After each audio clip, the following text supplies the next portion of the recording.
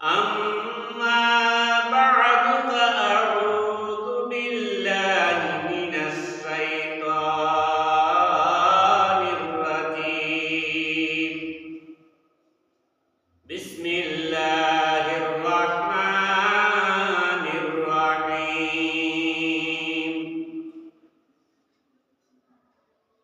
إنا أرسلنا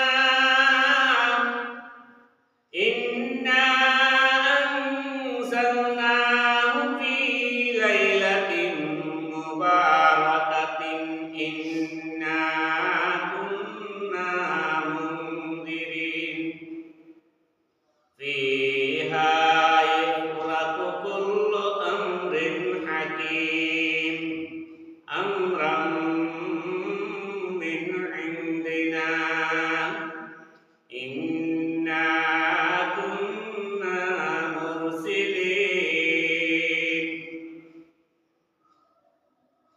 وقال النبي صلى الله عليه وسلم أحصوا هلال شعبان لرمضان أو كما قال عليه الصلاة والسلام صلى الله على سيدنا ومولانا محمد وعلى آله وأصحابه وسلم صلى الله على سيدنا ومولانا محمدا عبده ورسوله كريم السدايا جميل الصيام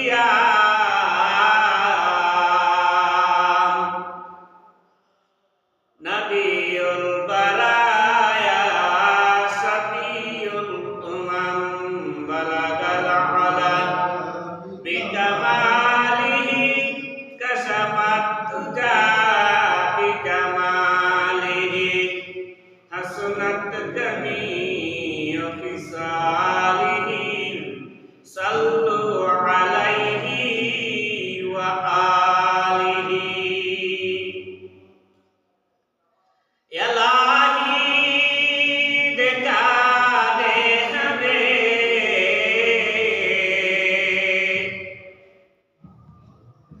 यारे मदीना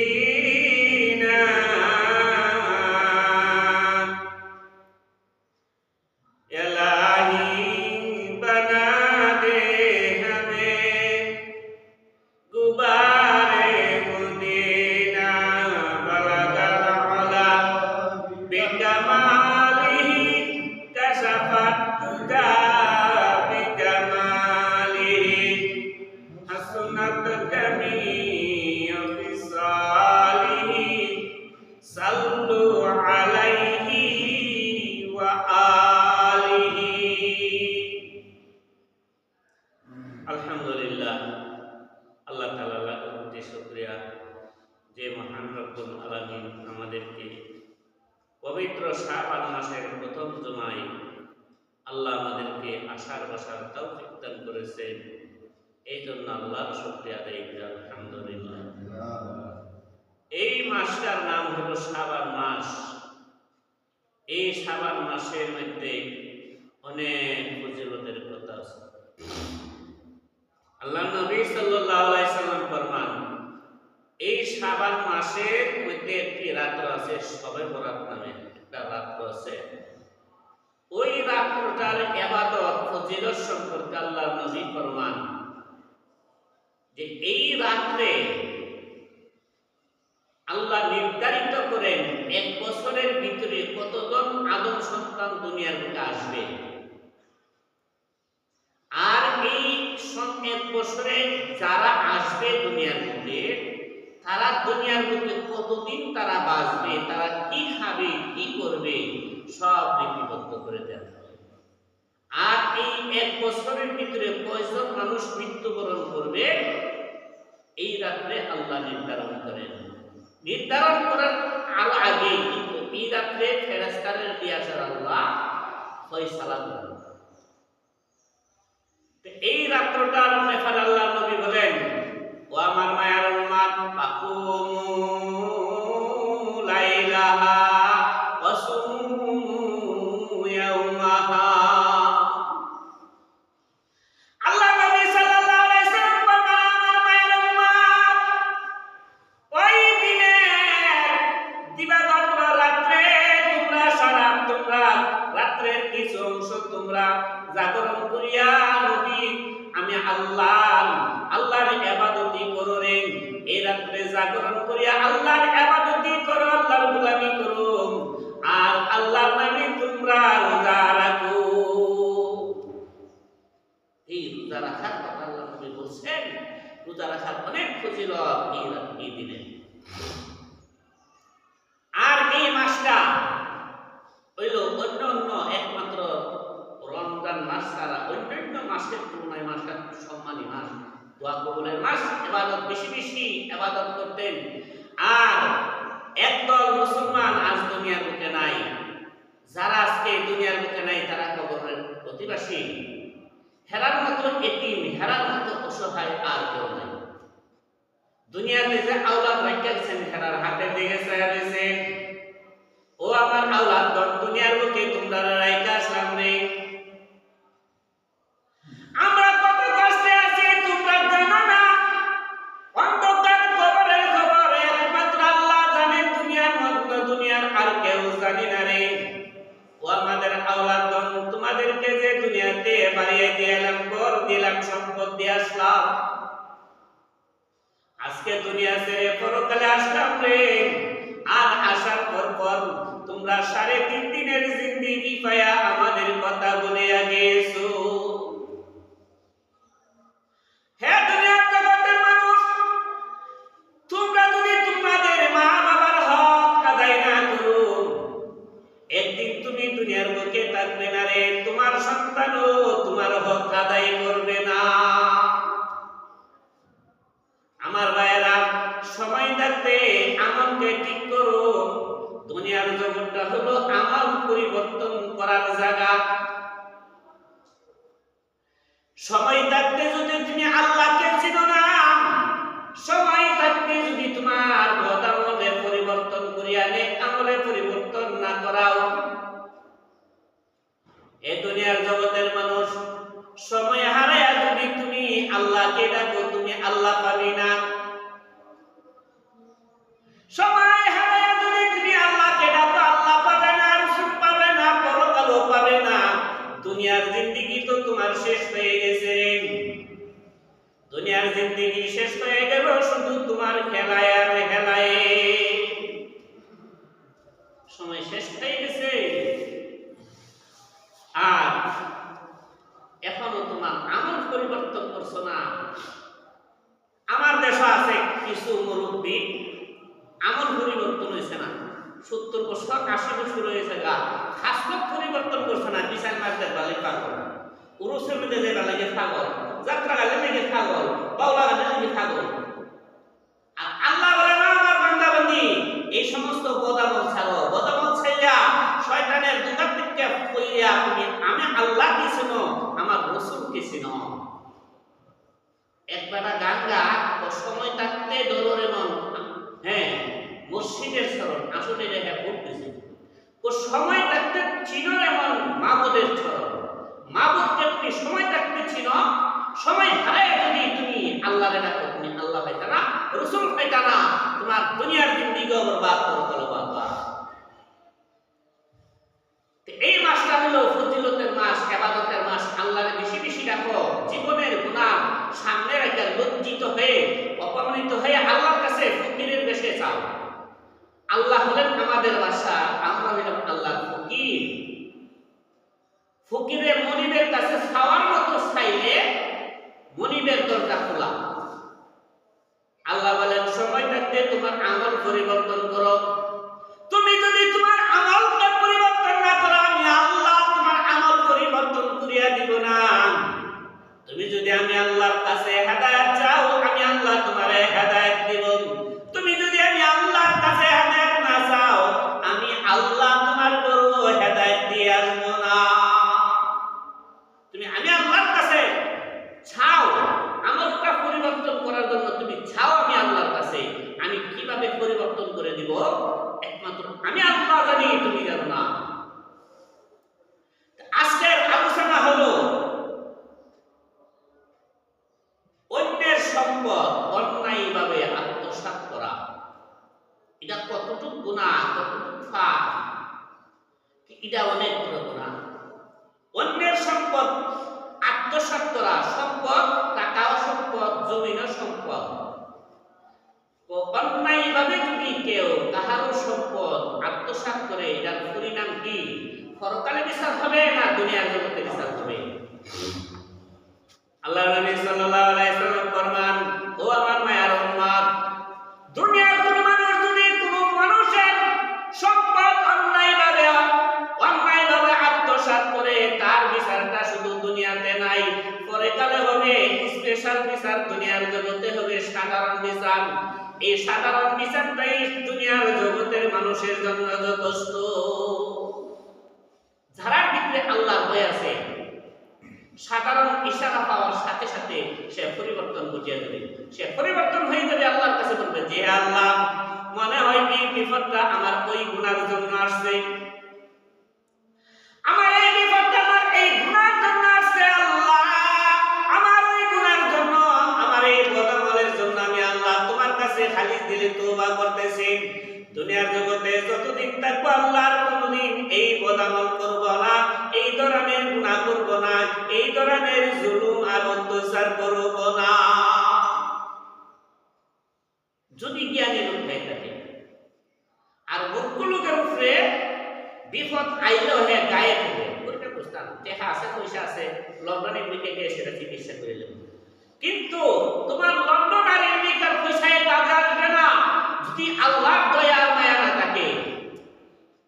আল্লাহর দয়া আর মায়া থাকতে হবে।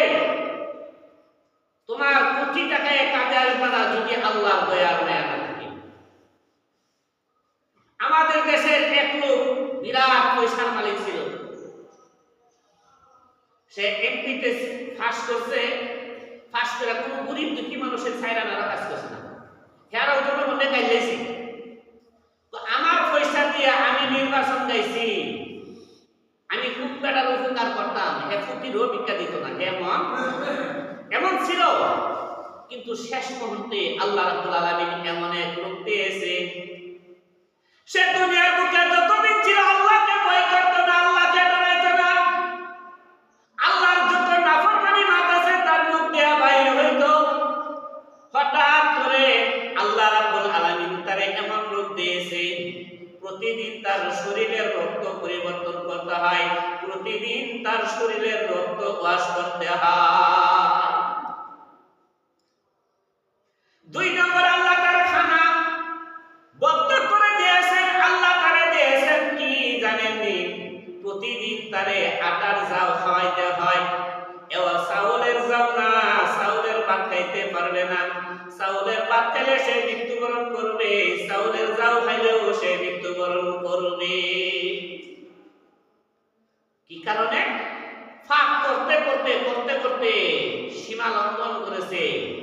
ফেরাউনে গুনাহ করতে করতে করতে করতে সীমা লঙ্ঘন করছে। তখন আল্লাহ বলেন, এখন তোমার সুতাই ধরে আমি আল্লাহ টান দিব, নীল দরিয়ার পানির মধ্যে পেকিয়ার পানি খাওয়ায় তোমারে মৃত্যু দিব। গুনাহ করতে করতে সীমা লঙ্ঘন করছে, আল্লাহ নবীরে যন্ত্রণা দিতে দিতে হে একবারে চূড়ান্ত সীমার জায়গা দিয়ে হচ্ছে। তখন আল্লাহ বলেন যে এখন যে আমি আল্লাহ তোমার সুতার ধরে টান দিব। কিভাবে তোমার মৃত্যুটা দেবো? ফেকের নীল দরিয়া ফেকের পানির মধ্যে ফালাইয়া তোমার মৃত্যুটা দেব। এমন ভাবে এই লোকটা কোটি কোটি মিলিয়নের পয়সার মালিক, আল্লাহরে ডরাইতো না, ফকিরে ভিক্ষা দিত না। এখন আল্লাহ এমন রোগ দিয়েছেন, প্রতিদিন তার শরীরে রক্ত ওয়াশ করতে হয়। বাংলাদেশের ডাক্তারের চিকিৎসা ফিল হয়ে গেছে, লন্ডন আমেরিকায় নিয়ে গেলেন, বড় ডাক্তারের কাছে নিয়ে গেলেন, ডাক্তারের চিকিৎসা করতে করতে সর্বশেষে বলতেছে, হে মুসলমান, এ মুসলমান ভাইরে, তোর চিকিৎসা এই পৃথিবীর বুকে আর কেউ দিতে পারবে না। আমি হইলাম এই বিভাগের সর্বোচ্চ ডাক্তার। আমি যে ডাক্তারি, আমি যে চিকিৎসা করে দিছি রে, এর চেয়ে উন্নত মানের চিকিৎসা কেউ মনে দিতে পারবে না। আমার এই চিকিৎসায় তুই যেহেতু ভালো হয়েছ না রে, তুই কত বড় অপরাধী রে আল্লাহর কাছে। তুই আল্লাহর কাছে কইতে থাক, আমি ডাক্তার আর চিকিৎসা করলে ভালো হবে না রে। তুই তোর দেশ যা, দেশ যাইয়া তুই আল্লাহ আল্লাহ কর। যদি আল্লাহর দয়ার মায়া লাগে তাহলে তোরে ভালো করে দিতে পারবে। প্রতিদিন রক্ত আশ করতে হয় ডাক্তারের কাছে। একটা আবদার রাখলে, হে ডাক্তার ভাই, আমার একটা শেষ মুহূর্তের আবেদন। আমার বিশ্বাস হইতেছে মনে হয় দুনিয়ার বুকে আর বেশি দিন থাকবো না, আর বেশি সময় মনে হয় আমার হায়াত নাই রে। বড় বড় ডাক্তার যারা বড় বড় রোগীর বড় বড় রোগীর চিকিৎসা করে ফেল করেন, এই কথাই বলে যে তুমি তোমার বাড়িতে যাও, ভালো ভালো খাবার খায়া তুমি আল্লাহর কাছে বলো।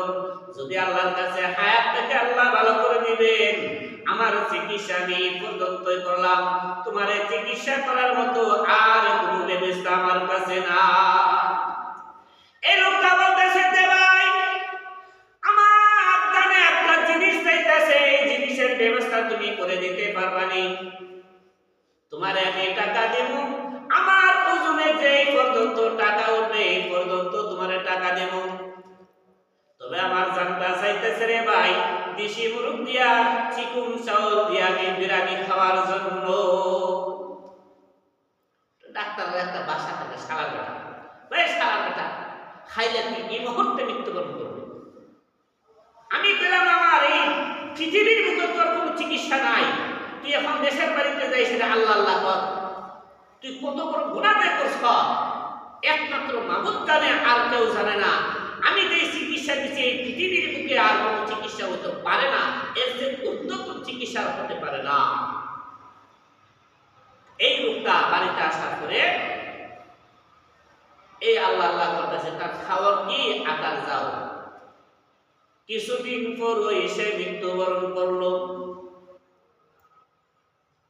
মৃত্যুবরণ করলো কিভাবে? না খাইতে না খাইতে তার দরবারে কোনো ভিক্ষুক গেলে ভিক্ষুককে শান্তিতে দিত না, ভিক্ষুককে ভালোভাবে ভিক্ষাও দিত না, আলিম সমাজরে দেখতে পারত না। সে যেমন নষ্ট, আরেকদম নষ্ট রে সে মায়া করত, মহব্বত করত। বাদ লোকরে মহব্বত করবো, ভালো লোকরে জীবনে মহব্বত করতো না। এই জন্য আল্লাহ নবী বলেন, দুনিয়ার জগতে আসলে মেহমানদারিতে আসো, এটা হলো তোমাদের জন্য মুসাফির খানা। মুসাফির যদি কোনো জায়গায় যায় 3 দিনের বেশি থাকে না, 4 দিনের মাথায় এসে চলে তার গন্তব্যস্থলে যান। কোন তাবলীগ জামাত যদি কোনো মসজিদে আসে 3 দিন থাকে, 4 দিন থাকে না। 3 দিন সে 4 দিনের মাথায় তারা গাঠি নিয়ে তারা তাদের আসল বাড়িতে চলে যান। এমন ভাবে আল্লাহ নবী বলেন, আমার মায়ের উম্মত, সময় থাকতে তোমার আমলটা পরিবর্তন করিয়া তোমার আমলটা নেক আমলে পরিবর্তন করো। তাহলে